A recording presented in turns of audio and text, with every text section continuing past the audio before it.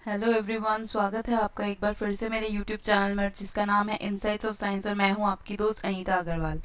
आज का टॉपिक मैं आपके लिए लेकर आई हूं सेल ऑर्गेनेल का, जिसमें हम 3 ऑर्गेनेल्स के बारे में डिस्कशन करेंगे। एंडोप्लाज्मिक रेटिकुलम, गोल्गी एपरेटस और लाइसोसोम्स। अगर अभी तक आपने मेरा चैनल सब्सक्राइब नहीं किया तो जल्दी से सब्सक्राइब कर लीजिए, मेरे साथ वीडियो के एंड तक रहिएगा और पसंद आने पर लाइक का बटन ज़रूर प्रेस कीजिए और बेल आइकन को प्रेस करना मत भूलिए मेरे अगले वीडियो की नोटिफिकेशन के लिए। चलिए आज का टॉपिक स्टार्ट करते हैं। तो सबसे पहले हम देखते हैं ये स्ट्रक्चर ऑफ प्लांट सेल। तो ये structure of plant cell exactly है क्या? अब इस स्ट्रक्चर को डिस्कशन इसकी देखने के बाद में जब आप एक एक करके सारी ऑर्गेनेल्स पढ़ लेंगे तो आपको इसके डायग्राम को सीखने की ज़रूरत नहीं पड़ेगी, आपको इसका डायग्राम ऑलरेडी आता होगा। तो देखिए, हमने जो अभी तक का जितना भी पढ़ाई करी है उसके हिसाब से क्या स्ट्रक्चर होना चाहिए एक प्लांट सेल का। प्लांट सेल के अंदर हमने चैप्टर पढ़ा था, टॉपिक पढ़ा था हमने सेल वॉल। तो सबसे आउटर मेम्ब्रेन जो होती है किसी भी सेल की वो होती है सेल वॉल। तो हमने एक सेल वॉल ड्रॉ कर ली। अब सेल वॉल से जस्ट इंटैक्ट क्या होता है, क्या पढ़ा था हमने, पूरा टॉपिक पढ़ा है उसके ऊपर भी। सेल वॉल से जस्ट इंटैक्ट होता है प्लाज्मा मेम्ब्रेन। तो हमने इसके लिए ड्रॉ कर ली प्लाज्मा मेम्ब्रेन। तो अभी आप देखते जाइए, सेल वॉल और सेल मेम्ब्रेन हमारे दो लेबलिंग जो है वो ऑलरेडी मैंने आपको समझा दी है। ठीक है, आउटर हो गई सेल वॉल, इनर हो गई सेल मेम्ब्रेन। सेल मेम्ब्रेन की ड्रॉ करने के बाद में क्या हुआ, मैंने और एक टॉपिक आपको क्या पढ़ाया है, न्यूक्लियस। न्यूक्लियस कहाँ पर होता है, पेरीफ्री में। तो आपको इसको ड्रॉ करना है पेरीफ्री में। न्यूक्लियस के अंदर क्या होता है, न्यूक्लियोलस होता है। अब हम आगे की चीजें पढ़ेंगे जिसमें आज हमारा टॉपिक इंक्लूड है।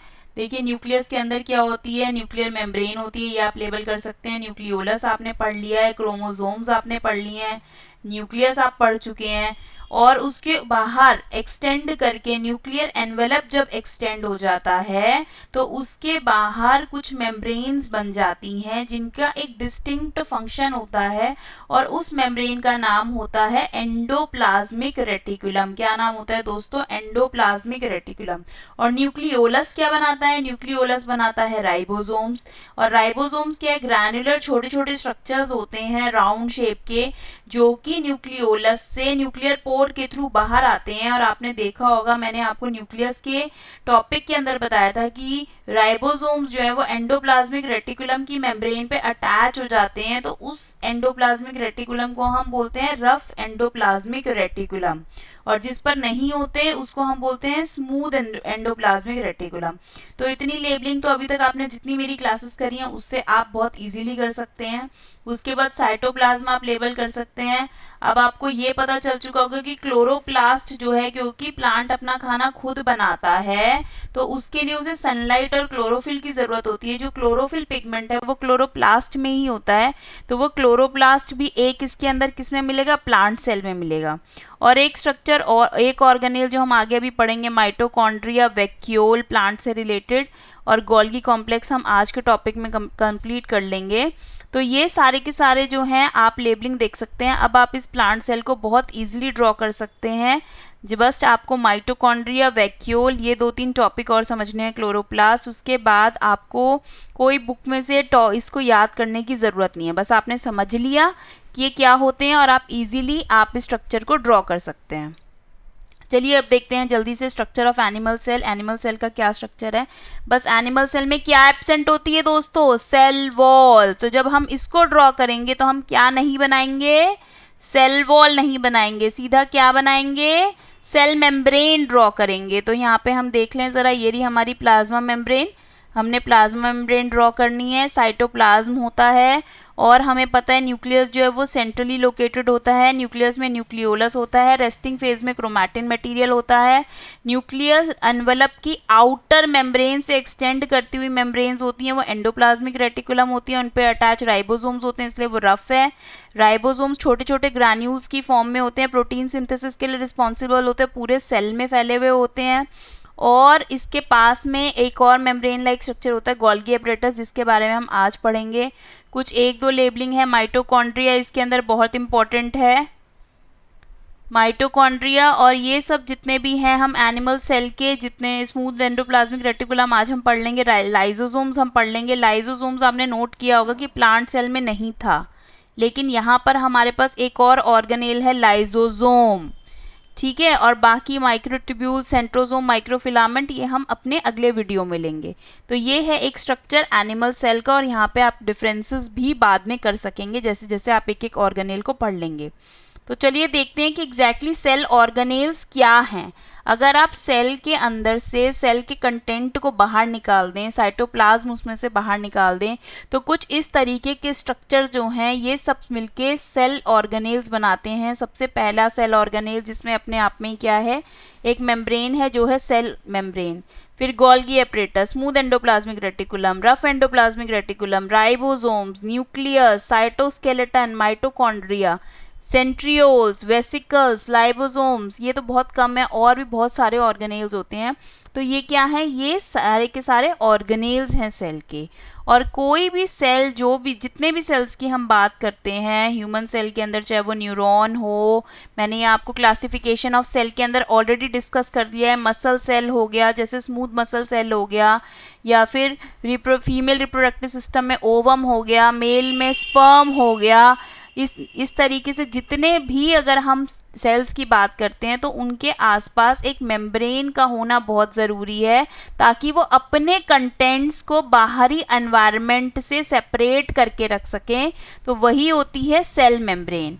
और बाकी के सब क्या हुए, बाकी से के सब जो होते हैं वो ऑर्गेनेल्स जो हैं उसके अंदर स्पेशलाइज जो होते हैं, ठीक है। तो लार्ज और कॉम्प्लेक्स सेल्स जो हैं, including cells from multicellular organisms, इनको क्या करना होता है, जितने भी बड़े बड़े सेल हैं और जिनमें कॉम्प्लेक्सिटी बहुत ज़्यादा है, मल्टी सेलुलर ऑर्गेनिजम्स के ही होते हैं ऐसे ज़्यादातर सेल्स, इन लोगों को क्या करनी होती हैं, बहुत सारी केमिकल एक्टिविटीज़ करनी पड़ती हैं, जिसके लिए उन्हें सपोर्ट चाहिए होता है कॉम्प्लिकेटेड स्ट्रक्चर्स का और उनके फंक्शंस का।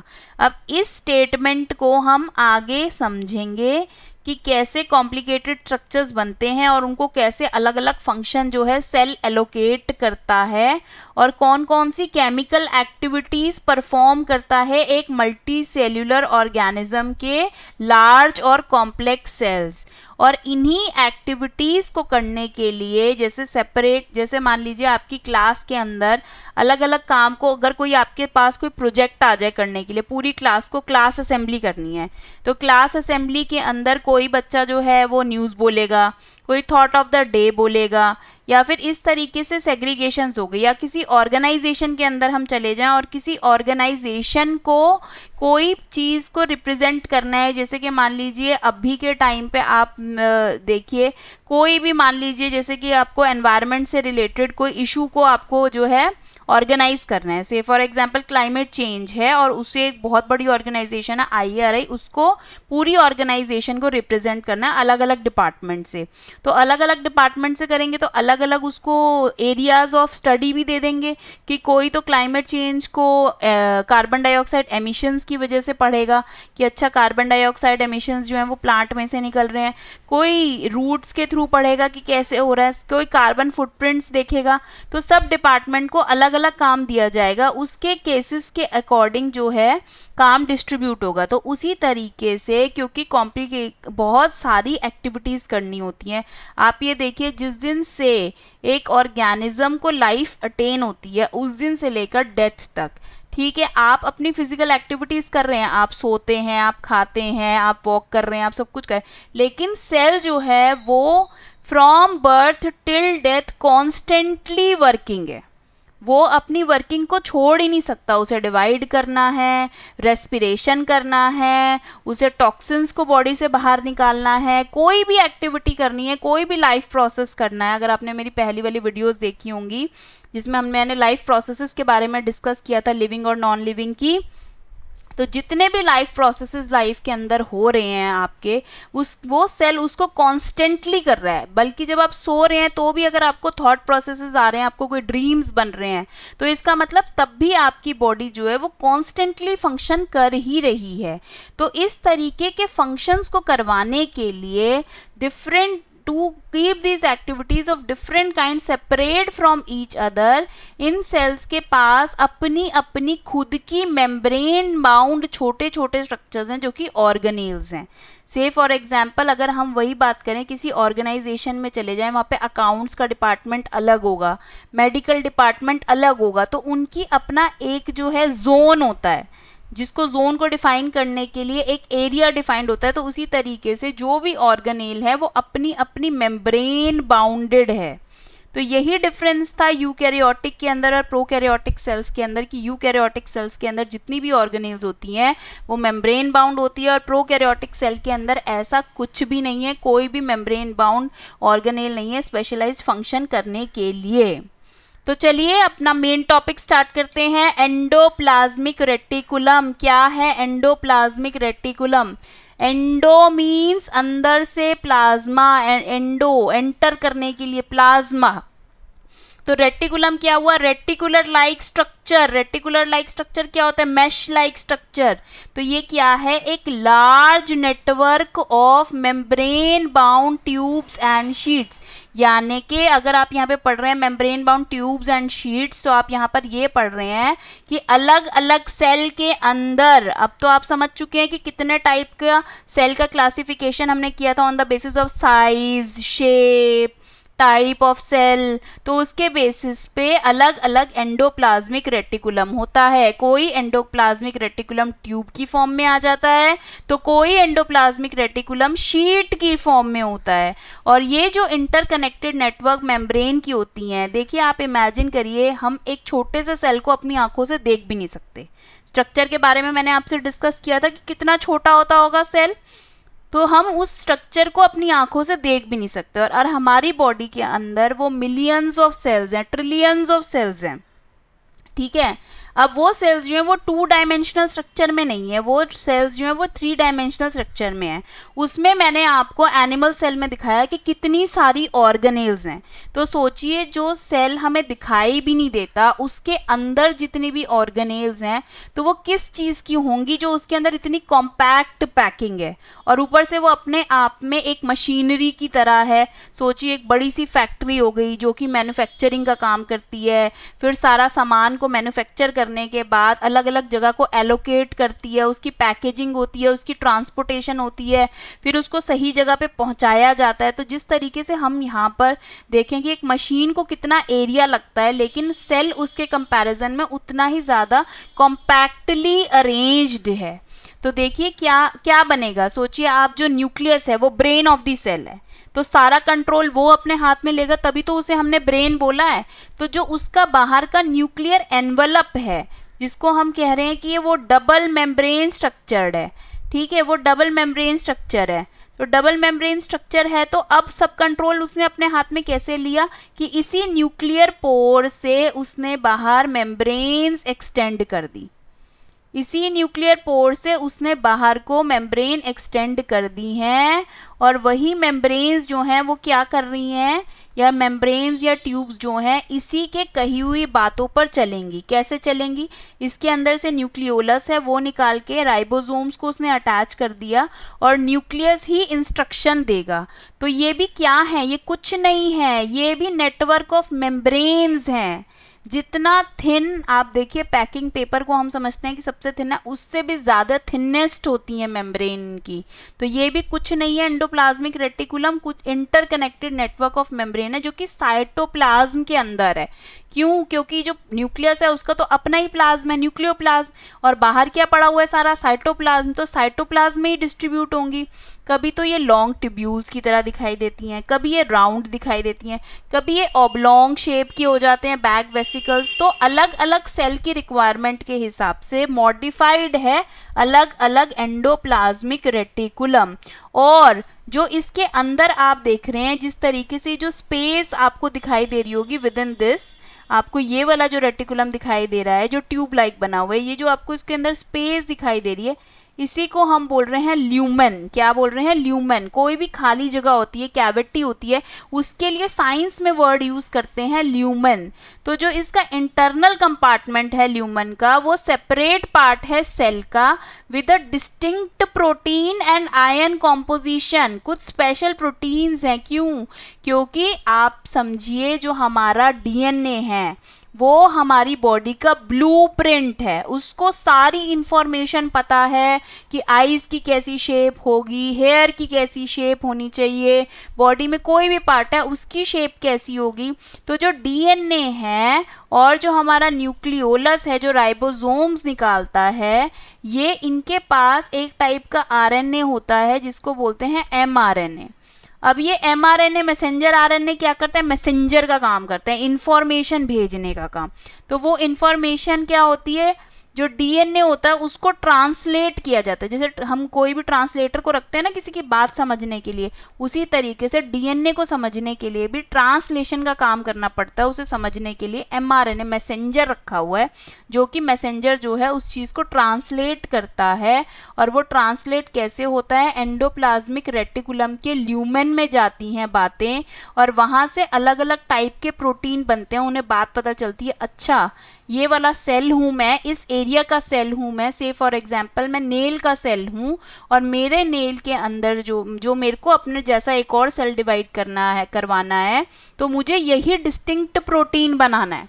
या मैं हेयर का सेल हूँ और मेरा जो प्रोटीन है, क्योंकि सोचिए अगर वो सेल जो है वो आइडेंटिकली प्रीवियस सेल के जैसा नहीं बनेगा तो क्या होगी वो कंडीशन? किसी की भी बॉडी में डिजीज्ड कंडीशन हो जाएगी वो। तो एंडोप्लाज्मिक रेटिकुलम के बारे में और क्या इंफॉर्मेशन जो है इम्पॉर्टेंट है? ये इम्पॉर्टेंट है कि एंडोप्लाज्मिक रेटिकुलम एक फोल्डिंग है। किस चीज़ की फोल्डिंग है वो? कुछ नहीं है, देखिए आप यहाँ पर ध्यान से देखिए, ये ब्लू कलर का न्यूक्लियर एनवलप है। इससे आप डिफ्रेंशिएट कर सकते हैं कलर से। और यहीं से बाहर जो एक्सटेंड हो रही है कुछ नहीं है, वो न्यूक्लियस की ही मेम्ब्रेन है। पर साइटोप्लाज्म में आने के बाद अब इसका फंक्शन न्यूक्लियस से अलग हो जाएगा। तो it generates a surface area. इसका सरफेस एरिया ये मार्क कर लीजिए, ये इंपॉर्टेंट है, एक प्लाज्मा मेम्ब्रेन से भी ज़्यादा है। क्यों है दोस्तों प्लाज्मा मेम्ब्रेन से ज़्यादा सरफेस एरिया? क्योंकि इसमें क्या है? इसके अंदर फोल्ड्स हैं। अगर आपको दिखाई दे रहे हैं तो ये फोल्ड्स हुए हैं। तो से फॉर एग्जांपल अगर हमारे पास एक सिंपल सा थ्रेड है, अगर हमें उसे इस छोटे से थ्रेड को, इस लंबे से थ्रेड को हमें छोटे से ग्लास में डालना है, तो हम इसको कैसे अरेंज करेंगे? एक के ऊपर एक के ऊपर एक के ऊपर ऐसे करके इसे कॉम्पैक्टली अरेंज करेंगे, और खोलेंगे तो कितना बड़ा निकलेगा? ये इतना बड़ा थ्रेड निकलेगा। तो एंडोप्लाज्मिक रेटिकुलम की जो फोल्डिंग है उसका सरफेस एरिया एक प्लाज्मा मेम्ब्रेन से भी ज़्यादा है। पर ये स्ट्रक्चर जो है प्लाज्मा मेम्ब्रेन की तरह सिमिलर है। मेम्ब्रेन्स ही हैं ये भी, लिपिड की, फॉस्फोलिपिड की बनी हुई हैं, और काम वही है कि अलाउ करती है एंट्री और एग्जिट ऑफ सम मटेरियल, यानी कि सारे पार्टिकल्स को आने दे। और एक और इम्पॉर्टेंट पॉइंट है कि ये एक्सटेंशन है to the outer nuclear envelope membrane, मतलब कॉन्टिन्यूअस है। मेम्ब्रेन जो है न्यूक्लियस की खत्म नहीं हुई, सर्टेन साइट्स पे कॉन्टिन्यूअस है। Next type of endoplasmic reticulum, ये हम ऑलरेडी पढ़ चुके हैं कि जहाँ तक मेम्ब्रेन के पास राइबोसोम्स चले गए, जहाँ तक राइबोसोम्स जो है वो ट्रैवल करके चले गए, वो एरिया दरदरा टाइप का हो गया, ग्रैनुलर टाइप का हो गया, उसको हमने नाम दे दिया रफ एंडोप्लाज्मिक रेटिकुलम। और जब उसके आगे मेम्ब्रेन एक्सटेंड हुई, लेकिन जो है वहाँ तक जो है राइबोसोम्स ट्रैवल नहीं कर सके, क्योंकि उसने अपनी एक दूसरी मॉडिफिकेशन ले ली। अकॉर्डिंग टू द फंक्शन उसकी मॉडिफिकेशन अलग हो गई, वो राइबोसोम्स के थ्रू काम नहीं कर रहा है, तो उसका नाम हो गया स्मूथ एंडोप्लाज्मिक रेटिकुलम। क्या नाम हो गया दोस्तों उसका? Smooth endoplasmic reticulum. तो रफ एंडोप्लाज्मिक रेटिकुलम के क्या क्या फंक्शंस हैं? तो रफ एंडोप्लाज्मिक रेटिकुलम जो है वो एक तो माइक्रोस्कोप के अंदर रफ दिखता है, दरदरा दिखता है, क्योंकि जो उसके ऊपर राइबोसोम्स अटैच होते हैं। ये क्वेश्चन आता है why rough endoplasmic reticulum is called as rough, because it has particles called ribosomes attach to its surface. उसके सरफेस पे छोटे छोटे पार्टिकल्स होते हैं और इसके लिए आपको डायग्राम बना के बताना पड़ता है कि कैसे एक्सटेंशन हो रही है न्यूक्लियर एनवेलप से और कैसा दिखाई दे रहा है। तो आप अपने आंसर्स को बायोलॉजी के अंदर जितना डायग्राम से लिखेंगे उतने ज़्यादा आपके इफेक्टिव आंसर्स माने जाएंगे। और राइबोसोम्स जो है वो सारे एक्टिव सेल्स के अंदर होता ही होता है, क्योंकि पूरी बॉडी किस चीज़ की बनती है, प्रोटीन की बनती है।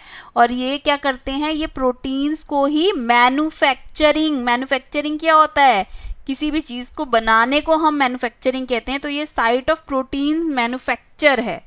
तो प्रोटीन को सिंथेसाइज करते हैं, प्रोटीन बनाते हैं। अब इन प्रोटीन्स को फिर अलग अलग जगह पर भेजा जाता है डिपेंडिंग ऑन दी नीड।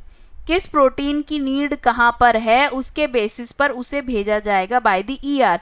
अब इसका मतलब ये नहीं हो रहा कि नेल्स के पास चला जाएगा प्रोटीन। जो ये काम है सेल के अंदर फंक्शन में हो रहा है।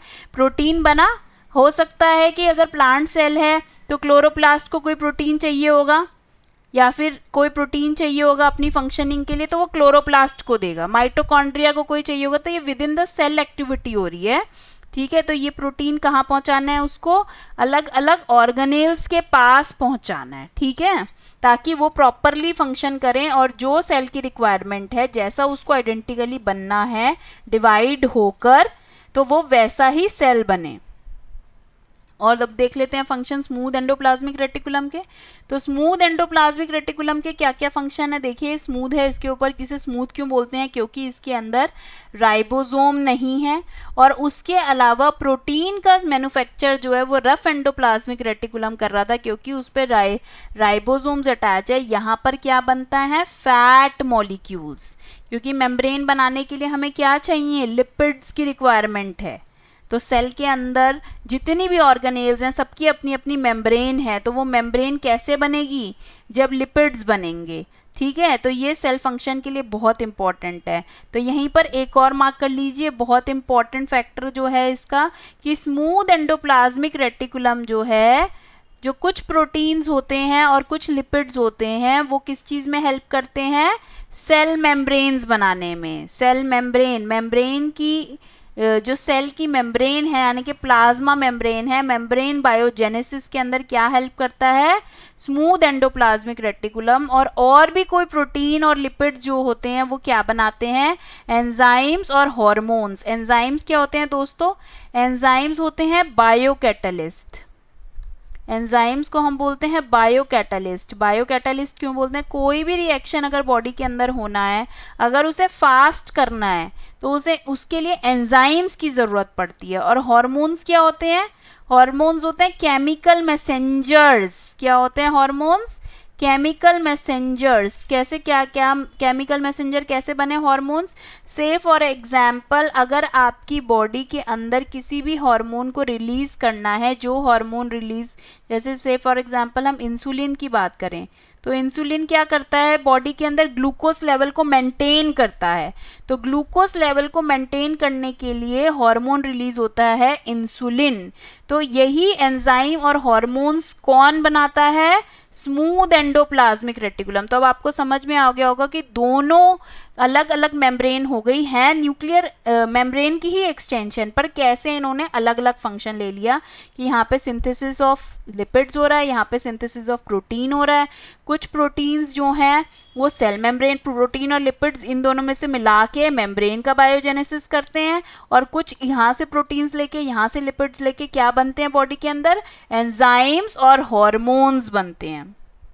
तो चलिए अब इन कंप्लीट टोटली फंक्शंस देख लेते हैं ईआर के, कि दोनों ईआर मिला के मेन ईआर के क्या फंक्शन है। तो एक तो ईआर का जो अपीयरेंस है अलग अलग सेल्स में, नेटवर्क सिस्टम का है, वो मैं डिस्कस आपसे कर चुकी हूँ कि ट्यूब्स की फॉर्म में हो गए, शीट्स की फॉर्म में हो गए, वेसिकल्स की फॉर्म में हो गए। तो इस तरीके से ये इनका अपीयरेंस है अलग अलग सेल के अंदर। उसके अलावा इनका जो मेन फंक्शन है वो ये चैनल का काम करते हैं for the transportation of material, specially proteins, कि प्रोटीन्स यहाँ पर बने और उसके बाद प्रोटीन्स इसको क्रॉस करके आगे जाएंगे। तो क्या बने, ये चैनल्स की तरह बने, जो प्रोटीन्स तो बना लिए, साथ में क्रॉस करके भी वो बिटवीन द साइटोप्लाज्म और साइटोप्लाज्म के दूसरे रीजन तक जा ट्रैवल करेंगे। न्यूक्लियस को भी अगर कोई प्रोटीन चाहिए तो किससे मांगेगा, एंडोप्लाज्मिक रेटिकुलम से कहेगा भाई मुझे ये प्रोटीन दे, मुझे काम करना है अपना, जब भी डिवीजन का टाइम आएगा तो इसीलिए न्यूक्लियस के अंदर जब भी सेल डिवीजन होती है, सेल सबसे ज़्यादा रेस्ट 24 आवर में डिवाइड अगर 1 आवर में कर जाता है तो 23 आवर्स तक वो रेस्टिंग फेज में रहता है, क्योंकि उसको सारी इंफॉर्मेशन की कॉपीज बनानी होती हैं।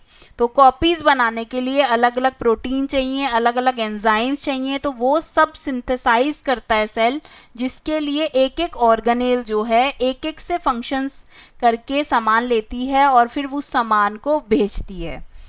नेक्स्ट हम देखेंगे ये इसका एक और फंक्शन है कि ये साइटोप्लाज्मिक फ्रेमवर्क प्रोवाइड करता है बायोकेमिकल एक्टिविटीज़ के लिए। तो जो बायोकेमिकल एक्टिविटीज़ होनी है तो वहाँ पे मेम्ब्रेन लाइक स्ट्रक्चर है, तो ये एक अपने लिए क्या प्रोवाइड करता है, एक फ्रेमवर्क की तरह है, साइटोप्लाज्मिक फ्रेमवर्क प्रोवाइड करता है। और यहाँ पे एक SCR का इंपॉर्टेंट रोल है, स्मूथ एंडोप्लाज्मिक रेटिकुलम का, कि लिवर सेल्स के अंदर वर्टिब्रेट्स कौन होते हैं, जिनके पास वर्टिब्रा होती है, यानी कि जिनके पास बैकबोन होती है उनको वर्टिब्रेट्स कहते हैं। उनके लिवर सेल्स के जो स्मूथ एंडोप्लाज्मिक रेटिकुलम होते हैं उनका सबसे इम्पॉर्टेंट रोल क्या होता है कि वो जितने भी पॉइजन और जो हम ड्रग्स लेते हैं उनको डिटॉक्सिफाई करते हैं। यहाँ पे ड्रग्स का मतलब मेडिसिन्स है। अगर कोई पॉइजनस चीज़ जो है हमारे पेट में चली गई या कोई हमने मेडिसिन्स ली हैं तो उससे रिलीज़ होने वाले टॉक्सिन्स को रिमूव करने के लिए किसकी रिस्पॉन्सिबिलिटी है, स्मूथ एंडोप्लाज्मिक रेटिकुलम, और वो भी कहाँ के, लिवर सेल्स के। तो अलग अलग सेल का अलग अलग एंडोप्लाज्मिक रेटिकुलम। ये एक इमेज देखिए ये न्यूक्लियस है और यहाँ से देखिए यहाँ तक कितनी ज़्यादा फाइन मैश लाइक आप देखिए कंस्ट्रक्शन हुई है एंडोप्लाज्मिक रेटिकुलम की। तो ये तो बहुत ज़्यादा हाई रेजोल्यूशन के अंदर इमेज ली गई है कि कितना छोटा छोटा लेवल पे आप देखिए कितना ज़्यादा डिफ्रेंसिएशन है। हम तो जो ड्रॉ करते हैं वो तो हम बस ऐसे ड्रॉ कर देते हैं न्यूक्लियर पोर से निकल के बस, लेकिन अगर आप इसको डिटेल्ड देखेंगे तो एक एक मेम्ब्रेन को क्रॉस करना और वो भी with in the seconds cross करना, मिली सेकेंड्स में क्रॉस करने का काम कर रहा है एक बहुत बड़ा सेल, मतलब बहुत बड़ी सेल मशीनरी जो कि बहुत कॉम्पैक्टली अरेंज्ड है। तो एक डिफरेंस देख लेते हैं, ये एक इम्पॉर्टेंट क्वेश्चन है तो मैं कुछ कुछ क्वेश्चंस को भी कवर कर रही हूँ। तो आप डिफरेंस देख लीजिए, स्मूथ एंडोप्लाज्मिक रेटिकुलम और रफ एंडोप्लाज्मिक रेटिकुलम में बहुत इंपॉर्टेंट है। देखिए राइबोसोम्स एक क्राइटेरिया है, स्मूथ में एब्सेंट होते हैं और राइबोसोम्स रफ के सरफेस पे प्रेजेंट होते हैं। इसके अंदर लिपिड्स और स्टेरॉइड सिंथेसाइज होते हैं, यहाँ पे प्रोटीन सिंथेसाइज होते हैं। यहाँ पर कोई ल्यूमेन नहीं होता, कोई कैविटी नहीं होती, यहाँ पे ल्यूमेन होता है, वहीं से ट्रांसपोर्ट होके सामान जो है दूसरे प्लेसेस तक जाता है। इस स्मूथ एंडोप्लाज्मिक का स्ट्रक्चर मेनली वेसिकल्स और ट्यूब्यूल्स की फॉर्म में होता है, ट्यूब लाइक या फिर वेसिकल्स बने हुए। और यहाँ पर क्या है, यहाँ पे फ्लैट सैक्स होते हैं, ठीक है, शीट्स की तरह का स्ट्रक्चर होता है जैसे कि सिस्टर्ने होते हैं। तो ये मैं आपको डायग्राम पहले वाली स्लाइड के अंदर दिखा चुकी हूँ। ये देखिए यहाँ पर अगर आप देखेंगे तो ये शीट की फॉर्म के अंदर है और ये ट्यूब्स की फॉर्म के अंदर है। आई होप आपको क्लियर हो गया होगा। नेक्स्ट जो हमारे को पढ़नी है ऑर्गेनेल वो है गोल्गी अपरेटस। गोल्गी अपरेटस क्या होती है, गोल्गी अपरेटस आगे एक्सटेंशन है और मेम्ब्रेन की, लेकिन अब कहाँ से मेम्ब्रेन जो है, अब की बार मेम्ब्रेन ब्रेक हो गई है और उसने अपने आप को एक स्पेशलाइज्ड जो फंक्शन दे दिया है। तो क्या है, गोल्गी अपरेटस को डिस्कवर करने वाले साइंटिस्ट थे कैमिलियो गोल्गी। इन्होंने बताया कि ये एक सिस्टम है मेम्ब्रेन बाउंड वेसिकल्स का, यानी कि ये भी मेम्ब्रेन्स ही हैं, एक दूसरे से स्टैक्ड हैं। देखिए जैसे इस तरीके से आप सोचिए ब्रेड के ऊपर ब्रेड रखी हुई है, कुछ इस तरीके से रियल वर्ल्ड में आप इसे इमेजिन कीजिए। लेकिन इसके पास क्या होते हैं, अपने वेसिकल्स होते हैं, फ्लैटेंड सैक्स हैं, फ्लैटेंड। तो ये कैसे अरेंज होते हैं, एक दूसरे से पैरेलली अरेंज होते हैं, ठीक है, एक दूसरे से पैरेलल में अरेंज होते हैं ये, और स्टैक्स की फॉर्म के अंदर, और इन्हीं को बोलते हैं हम सिस्टर्न्स या सिस्टर्ने, सिस्टर्न्स। ठीक है। ये मेम्ब्रेन्स जो होती है इनका कनेक्शन किसकी मेम्ब्रेन्स के साथ होता है, कहाँ पे जब आप ड्रॉ करेंगे इसे आप बिल्कुल एंडोप्लाज्मिक रेटिकुलम के बगल में ड्रॉ करेंगे, नियर टू एंडोप्लाज्मिक रेटिकुलम आप इसे ड्रॉ करेंगे, क्योंकि इनके कनेक्शंस एंडोप्लाज्मिक रेटिकुलम के साथ होते हैं। और ये एक और पोर्शन है किस चीज का, सेल का, जो कि कॉम्प्लेक्स सेल्यूलर मेम्ब्रेन सिस्टम है। ये भी मेम्ब्रेन सिस्टम ही है, मेम्ब्रेन्स ही हो सकती हैं। सोचिए सेल कितना छोटा है। प्लांट्स के अंदर इसको एक और नाम दे दिया जाता है डिक्टियोसोम्स। मार्क कर लीजिए, इंपॉर्टेंट है कि Golgi apparatus are called as what in plants. Plants को अंदर इसे बोलते हैं हम डिक्टियोसोम्स। क्या होते हैं ये डिक्टियोसोम्स? डिक्टियोसोम्स जो है वो बिल्डिंग ब्लॉक्स हैं गोल्गी अपरेटस के। गोल्गी बॉडी जिसको हम पूरा एक स्ट्रक्चर बोल रहे हैं वो किससे बना है, डिक्टियोसोम से। क्योंकि गोल्गी अपरेटस के दो फेज होते हैं, एक फेज होता है सिस, एक होता है ट्रांस। जो कि एंडोप्लाज्मिक रेटिकुलम की तरफ वाला होता है उसको बोलते हैं सिस, और जो प्लाज्मा मेम्ब्रेन की तरफ को होता है उसको क्या बोलते हैं, ट्रांस। दो अलग अलग फेसेस होते हैं इसके। सिस का काम अपना होगा, ट्रांस का काम अपना होगा। तो ठीक है, इंडिविजुअल सिस्टर ने होते हैं डिक्टियोसोम्स, जो कि बाद में देखिए जो एक है, सिंगल है, उसको हम बोल रहे हैं डिक्टियोसोम। और जब एक के पीछे एक के पीछे एक के पीछे एक के पीछे पैरेलली ये सारे अरेंज हो गए तो इसको हम बोल रहे हैं गोल्गी अपरेटस यूकैरियोट्स में। ठीक है, तो गोल्गी अपरेटस बनाने के लिए हमें एक एक डिक्टियोसोम की जरूरत होती है। ठीक है, फिर क्या होता है, प्लांट सेल्स के अंदर ये सारे लेस टाइटली पैक्ड होते हैं, इसीलिए हमने गोल्गी अपरेटस नाम नहीं दिया, इसको क्या बोल दिया, डिक्टियोसोम बोल दिया, क्योंकि ये एक दूसरे से बहुत नियर नहीं है। पर यहाँ पे एनिमल सेल में क्या होते हैं, ये टाइटली पैक्ड होते हैं, तो इसीलिए हमने इसका नाम चेंज कर दिया, डिक्टियोसोम नहीं रखा, इसको हमने क्या बोल दिया, गोल्गी अपरेटस बोल दिया। तो होपफुली आपको यहाँ से ये भी क्लियर हो गया होगा कि डिक्टियोसोम क्यों हमने नाम रखा है प्लांट सेल में। ठीक है, अब हम फंक्शंस देख लेते हैं गोल्गी अपरेटस का क्या फंक्शन है।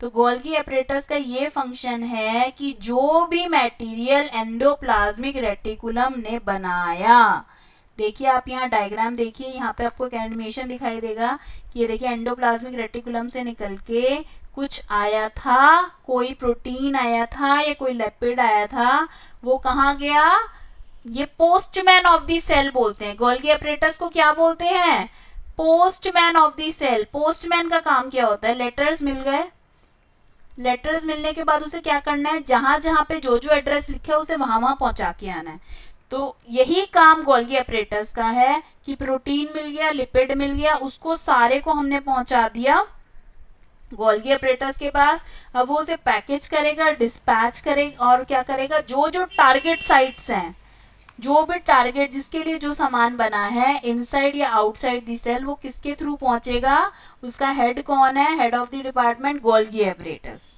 अब इसका क्या क्या फंक्शन है, ये स्टोर करता है, पहले उसको जो भी प्रोडक्ट आ रहा है उसे अपने पास स्टोर करके रखेगा, जब नीड होगी तब रिलीज करेगा, उसको मॉडिफाई करेगा और फिर उसकी पैकेजिंग करेगा। किसके अंदर, इसके पास क्या है, छोटे छोटे, ये देखिए ये छोटे छोटे क्या है, अटैच्ड मेम्ब्रेन बाउंड, क्या बोल रहे हैं हम इनको, membrane bound structures with vesicles. तो इनके पास छोटे छोटे क्या होते हैं, ये देखिए सिस फेज है, ये ट्रांस फेज है, और इनके पास ये छोटे छोटे क्या हैं, छोटे छोटे वेसिकल्स हैं। तो पैकेजिंग करके वेसिकल्स को दे देते हैं।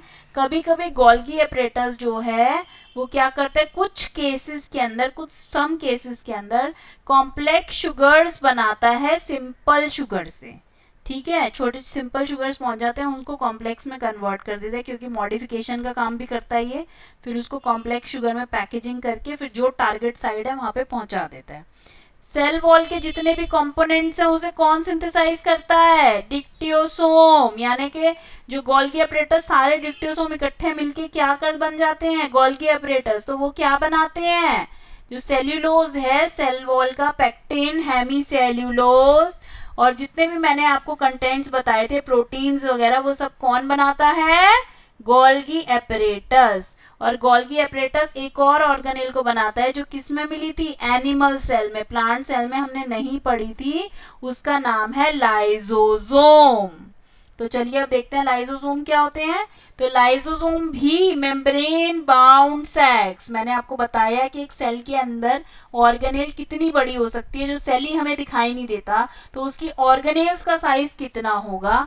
तो ये देखिए वो भी एक मेम्ब्रेन ही है, वेसिकल की फॉर्म में मेम्ब्रेन बाउंड सैक्स हैं, जिसके अंदर क्या भरे हुए हैं, डाइजेस्टिव एंजाइम्स। और एंजाइम्स कौन बनाता है, कौन बनाता है enzyme, some proteins and lipids are modified to form enzymes and hormones. कहाँ पढ़ा था हमने, स्मूथ एंडोप्लाज्मिक रेटिकुलम के अंदर पढ़ा था हमने, ठीक है। तो अब ये देख लीजिए एंजाइम्स किसने बनाए, रफ एंडोप्लाज्मिक रेटिकुलम ने बनाए, यानी कि प्रोटीन से रिलेटेड एंजाइम्स हैं, किसने बनाए, रफ एंडोप्लाज्मिक रेटिकुलम में बनाए। इन एंजाइम्स को हम बोलते हैं हाइड्रोलिटिक एंजाइम्स। क्या नाम होता है दूसरा इनका, हाइड्रोलिटिक एंजाइम्स। अब लाइसोसोम का क्या काम होता है, लाइसोसोम को हम बोलते हैं suicidal bags of the cell, suicide कर लेते हैं। तो इनका क्या काम होता है, जितने भी बॉडी के अंदर सेल्स जो हैं, वेस्ट बनता रहता है जो सेल के अंदर, वो सारा का सारा कौन रिलीज करता है। देखिए अगर आपके घर में कचरा इकट्ठा होता चला जाएगा और उस कचरे को कोई पिक करने नहीं आएगा तो कैसा हो जाएगा घर, तो उसी तरीके से सेल के अंदर भी बहुत वेस्ट बनता है। तो उस वेस्ट को भी डिस्पोज करने के लिए एक ऑर्गेनेल की रिक्वायरमेंट होती है जिसका नाम है लाइसोसोम। तो ये कैसे करता है, ये सेल क्लीनिंग करता है डाइजेशन से, by digesting any foreign material as well as the worn out cell। कोई सेल जल, आपके हाथ की स्किन जल गई तो एक आपने थोड़े दिन के बाद देखा वो स्किन रिपेयर हो गई, क्यों, कैसे रिपेयर हो गई, आपको तो बस थोड़े थोड़े दिन में ही दिख रहा है कि ये सही होती जा रही है, पर कैसे, ठीक है, आप उसमें मेडिसिन भी अप्लाई कर रहे हैं। तो सेल ही है वो मशीनरी जो उसको यूज कर रही है, और उसी सेल की जो ऑर्गेनेल है लाइसोसोम, वो उसको खा जाती है। तो जो एरिया खराब हो जाता है उसको क्या करती है, डाइजेस्ट करती है, एंजाइम सिक्रीट करती है, डाइजेस्टिव एंजाइम्स। तो अब हम देखते हैं कि कैसे हमने उसको सुसाइडल बैग्स बोला, क्यों बोला। सपोज कीजिए कोई फॉरेन मटेरियल आ गया सेल के अंदर, से फॉर एग्जांपल ये मैं आपको टॉपिक पढ़ा चुकी हूँ एंडोसाइटोसिस, तो आप मेरी ये वाली वीडियो ज़रूर देखिएगा, आपको समझ में आ जाएगा लाइसोसोम कैसे अटैच हुआ था और एंडोसोम में कन्वर्ट हुआ था किसी फैगोसोम के साथ में। तो आप ये देख लिए कोई सेल है, फॉरेन सेल है या कोई फॉरेन पार्टिकल है, वो प्लाज्मा मेम्ब्रेन को धोखा देके सेल के अंदर आ गया, ठीक है, उसके पास सेम स्ट्रक्चर था, ऐसा ही जैसा कि और कंपोनेंट्स को प्लाज्मा मेम्ब्रेन एंट्री देती थी, तो प्लाज्मा मेम्ब्रेन ने उसको भी एंट्री दे दी विद इन द सेल, तो वो आ गया सेल के अंदर, ठीक है। तो वो मान लो कि कोई भी सेल के अंदर आते ही सेल को अब अंदर जो ऑर्गेनेल्स है न्यूक्लियस तक इंफॉर्मेशन पहुंच गई कि ये इसके अंदर कुछ अलग बात है, ये कुछ डिफरेंट है। वो प्लाज्मा मेम्ब्रेन नहीं पकड़ पाई, लेकिन अब मुझे महसूस हो रहा है कि डिफरेंट है, तो कहाँ सिग्नल पहुंच जाता है, लाइसोसोम के पास। लाइसोसोम फटाफट इसके साथ अटैच करता है और अपने डाइजेस्टिव एंजाइम से इसके कॉम्प्लेक्स सब्सटेंसेस को ब्रेक करके सिंपलर सब्सटेंस में कन्वर्ट करता है। फिर एंडोसाइटोसिस का प्रोसेस होता है, एक्सोसाइटोसिस का प्रोसेस होता है, तो उसके थ्रू वेसिकल के अंदर उस सिक्रीटरी प्रोडक्ट को डाल के मेम्ब्रेन से अटैच करता है और मेम्ब्रेन उसको बाहर फेंक देती है। तो lysosomes are able to do this क्योंकि उसके अंदर क्या होते हैं, पावरफुल डाइजेस्टिव एंजाइम्स, जो कि कोई भी ऑर्गेनिक मटेरियल को डाइजेस्ट कर सकते हैं, ब्रेक कर सकते हैं। और कब कब होता है, से फॉर एग्जांपल जल गई थी स्किन तो ऑर्गेनेल्स डैमेज हो गई, अब ऑर्गेनेल्स डैमेज हो गई, उसने लाइसोसोम जाके उससे अटैच कर गया, उसको खा गया सारी ऑर्गेनेल्स को, और साइज में बड़ा होता चला गया, बड़ा होता चला गया, डाइजेस्टिव एंजाइम्स को रिलीज करके पूरी प्लाज्मा मेम्ब्रेन को खा के वहां से पूरा का पूरा सेल भी खा गया। तो डिस्टर्बेंस इन सेल्यूलर मेटाबॉलिज्म अगर हो जाए, सेल डैमेज हो जाए, तो लाइसोसोम क्या करते हैं, बर्स्ट कर जाते हैं और अपने एंजाइम्स को बाहर निकालते हैं, जिसकी वजह से पूरा का पूरा सेल अपने आप डाइजेस्ट हो जाता है। इसीलिए इनको बोलते हैं suicidal bags of the cell, इसीलिए इनको हम क्या बोलते हैं, सुसाइडल बैग्स बोलते हैं, ठीक है। तो चलिए क्विक रिवीजन कर लेते हैं इसकी फंक्शंस की, कि अगर कोई फॉरेन मटेरियल आ गया तो उसे कौन डिस्ट्रक्ट करेगा, लाइसोसोम। इंट्रासेल्यूलर डाइजेशन, अगर कोई सेल ऑर्गेनेल खराब हो गई है, किसी कारण से डैमेज हो गई है, तो intracellular within the cell जो डाइजेशन करेगा वो कौन है? लाइजोसोम। अगर सेल में कोई वेस्ट बढ़ गया तो उसको कौन रिमूव करेगा? लाइजोसोम। अब ये है at the time of Metamorphosis. Metamorphosis क्या होता है कि जब कोई अपनी जो सबसे छोटी वाली फॉर्म होती है, जो इमेच्योर फॉर्म होती है, उससे मैच्योर बनता है। जैसे यहाँ पे देखिए टैडपोल से फ्रॉग बन रहा है, तो उस केस में लाइजोसोम काम आता है। जैसे कैसे कि यहाँ पे टैडपोल था, उसकी टेल है। अब देखिए जब वो फ्रॉग बना तो उसकी टेल वैनिश हो गई, तो उस टेल के जो सेल्स थे उसको किसने खाया? वैनिश होने के टाइम तक, वरना तो उसे रहना चाहिए था। वैनिश हुई है ना, वो खत्म हो गई टेल जब वो फ्रॉग बना, तो उसको किसने खाया? लाइजोसोम्स ने खाया। तो ऐसे आपकी बॉडी में बहुत सारे फंक्शन है जिसमें लाइजोसोम्स बहुत इंपॉर्टेंट है। और ऑर्गेनेल्स भी अगर खराब हो जाए तो उसको कौन खा लेता है? लाइजोसोम्स खा लेते हैं। मेरा एक आपसे क्वेश्चन है यहाँ पे जो मैं आप नेक्स्ट वीडियो में लूंगी कि एनिमल सेल्स के पास लाइजोसोम्स होता है लेकिन प्लांट्स में ऐसा नहीं है। क्यों नहीं है दोस्तों? इसका आंसर कमेंट बॉक्स में कमेंट करके बताइए, अदरवाइज मैं आपको नेक्स्ट वीडियो में बता दूंगी जो आगे के सेल ऑर्गेनेल्स हैं उनके साथ। अगर आपको मेरा वीडियो पसंद आया तो इसे लाइक ज़रूर कीजिए, मेरे चैनल को सब्सक्राइब ज़रूर कीजिए और मेरे साथ यूं ही बने रहिए, अपना साथ यूं ही देते रहिए। धन्यवाद।